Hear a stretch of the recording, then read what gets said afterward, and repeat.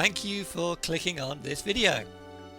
My name is Duncan and I draw stuff, but you probably already knew that. Today I want to do something a little different to my previous videos.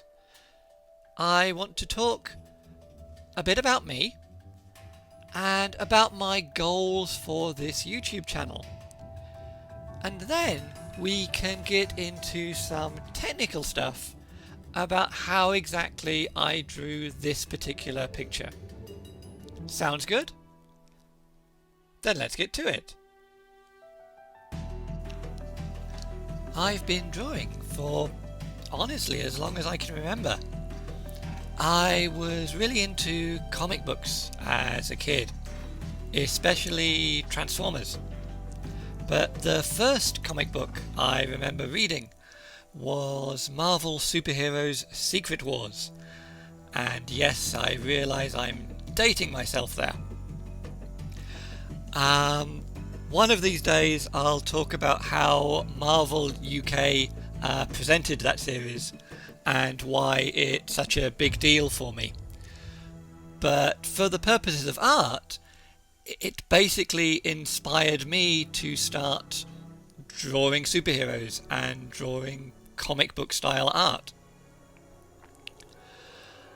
However, I think the big transformation in me as an artist probably came when I went to university.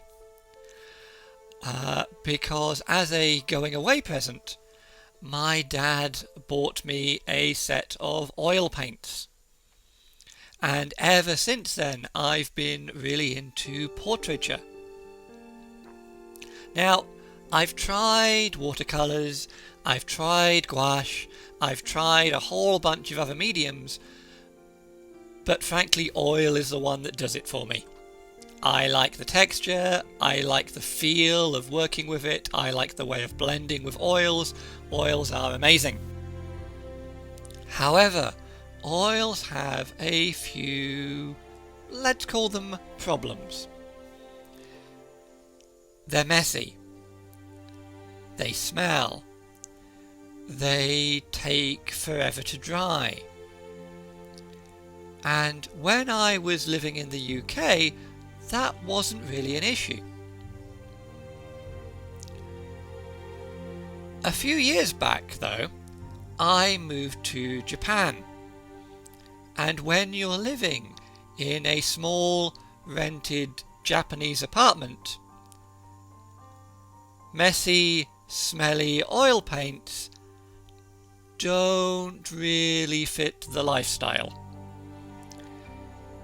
So, for the past 7 years or so, I haven't really been able to indulge my love of oils. So what did I do? Well, I did a little bit of sketching, but mostly I looked to other hobbies, in particularly photography and travelling. Japan is an absolutely beautiful country and the light here is amazing. And I realise looking back on it that may be the most pretentiously arty thing I say in this entire video. Sorry. Let's move forward a little bit. Let's look at 2020, the plague year. And as I'm sure you've already realised, 2020 put a great big stop to all of that travelling. So, like a lot of people, probably like you in fact, I decided to use the time when I was stuck at home to try a new hobby. And my new hobby is basically my old hobby, only now I'm doing the art digitally.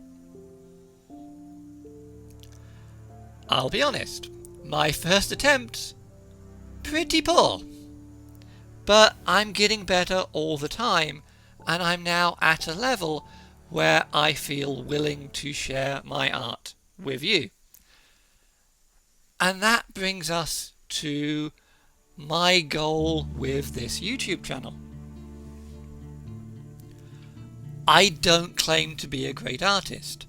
I'm almost entirely self-taught. I watch some YouTube videos, but mostly I just experiment and see what sticks. So this is a journey for me. I want you to come on this journey with me as I learn, as I grow, as I fail, and hopefully in the end as I succeed. And I want to put this out there online, partly to motivate me to keep going, but also hopefully to inspire maybe some people watching this now to try their hand at digital art themselves, because it really is a lot of fun. Let's talk about this particular picture. And before we start, I want to make very clear this is not me giving advice. I am no expert and I don't claim to be. This is simply how I currently draw, and to be perfectly honest, in a couple of months when I've learnt some new techniques, I'll probably be doing everything differently anyway. But I thought it might be interesting for you to learn my current approach. This picture is of Anya Taylor-Joy. So towards the end of last year, the Queen's Gambit came out and everyone started posting pictures of her on Instagram. And it's been in the back of my mind to try my hand at a portrait of her for a while. I'm using a photo reference here, and I chose this particular picture because of the hands and the camera. Usually when I do portraits, I just do the head and shoulders, so the hands are a particular challenge for me. I start all of my pictures with a sketch layer. Typically I do the sketch layer in green using one of the standard pencils in Procreate. I should say I use an iPad Air, an Apple Pencil and the Procreate app for my digital art. As of yet, I haven't gone out and bought any new brushes or patterns or anything. I'm just using the standard Procreate toolset. Why do I sketch in green? Well, I've heard some people say it's best not to do your sketch in black because you don't want to get too precious about it. I've also heard some people say that doing your sketch in another colour is actually old-fashioned. It dates from when people would do a sketch layer in blue pencil because it was easier to photograph out of the finished art. I sketch in green because I like it. Sorry, there's no more detailed explanation. The sketch layer is just a guide, and when I come to do the inks, I'll often deviate a little bit from my sketch layer as new ideas occur to me. The inks are done in black, and up until recently I've been using the gel pen brush. But for my last 2 or 3 pictures, I've moved on to the syrup brush because I really like the way it tapers. I'll be perfectly honest with you. I'm not really terribly imaginative when it comes to inking, and this is an area where I could probably benefit from experimenting a lot more. But I really enjoy doing the inking, especially in a picture like this, where we have the long hair and I get to do these really long smooth brush strokes. It's incredibly satisfying. After the ink layer, I move on to the flat colours. As I said, I'm using a photo reference, so the palette here is really easy. I can just lift that from the photo and then adjust colours as I see fit. Mostly I use the fill tool, but the fill doesn't always catch all of the gaps, so I'll do some touch-ups with the gel pen brush. And in a really fiddly section, such as the eyebrows in this picture, I'll create a new layer, paint over the eyebrows, and then merge using a colour darken layer. That preserves the colour but lets the blacks show through. You may also have noticed that I turn off the background when I'm filling in the colours.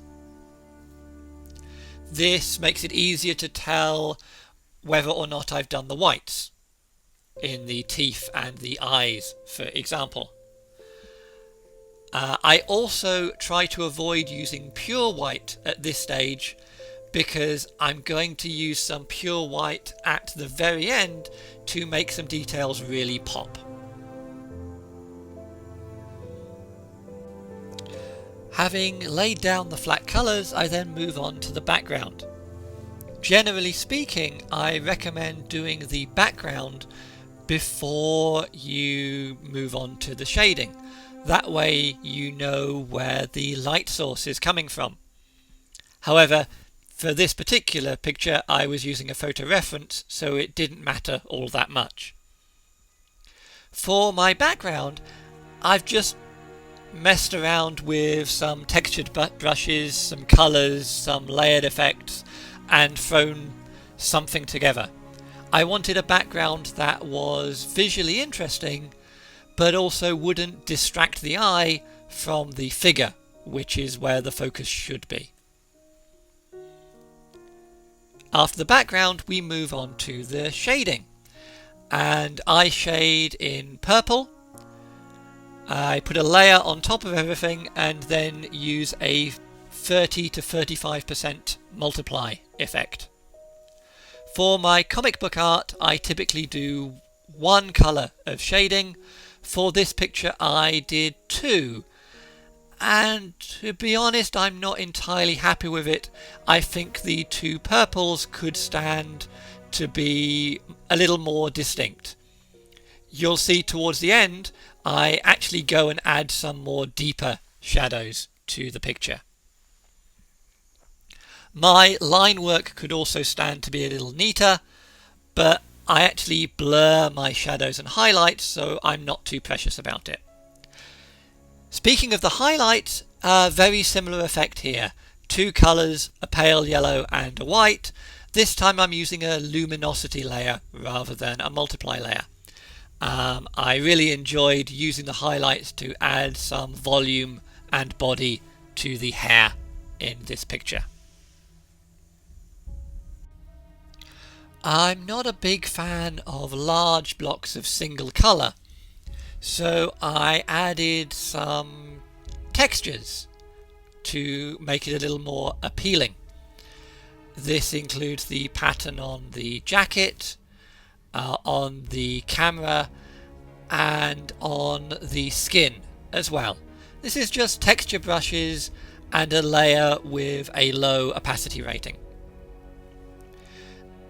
The hat I had to do by hand because I don't have a houndstooth brush, but I'm pretty happy with the way that turned out. Then right at the end I decided I didn't like the black line work, so I've gone and overpainted this with colours. I've basically taken the original flat colours and darkened them. This caused one or two problems because I'm using the flat and not the shaded colours, so I'll actually go back and redo the line work on the hat and on the skin because I didn't feel the original line work was quite dark enough.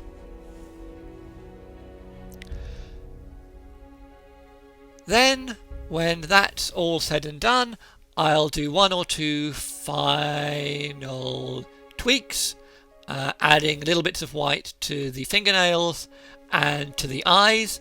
Really happy with the way the eyes turned out on this one. And then finally I added a layer of yellow just to warm the whole picture up a little bit. And that's it. Thank you for listening. I hope to talk to you again soon.